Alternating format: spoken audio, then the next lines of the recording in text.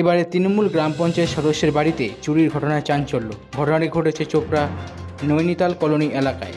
গ্রাম পঞ্চায়েত সদস্যের নাম তাপস হালদার। স্থানীয় সূত্রে জানা যায়, 2-1 দিন আগে পরিবার সমেত কুম্ভমেলার উদ্দেশ্যে রওনা হন স্থানীয় গ্রাম পঞ্চায়েত সদস্য তাপস হালদার। স্থানীয় এক আত্মীয়ের হাতে একটি চাবি তিনি দিয়ে যান।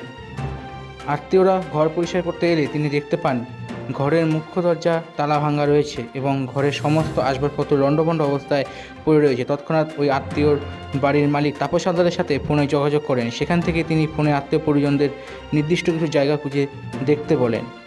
এরপরই আত্মীয় পরিজনদের কাছ থেকে যা জানতে পারা গেল, তাতে সোনার চেন, মঙ্গলসূত্র, পিতলের বাসনপত্র সহ লক্ষাধিক টাকারও বেশি জিনিসপত্র চুরি গেছে বলে অনুমান করেছেন তারা। ঘটনাস্থলে পৌঁছায় চোপড়া থানার পুলিশ। বিষয়টি তদন্ত শুরু করেছে চোপড়া থানার পুলিশ।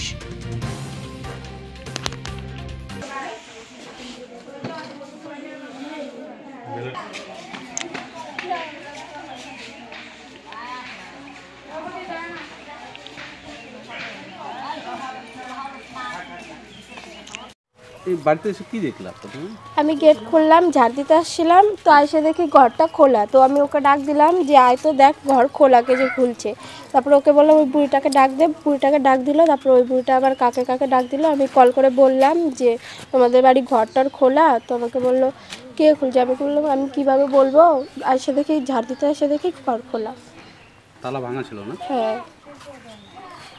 কি নাম তোমার? আমার পিথি হালদার।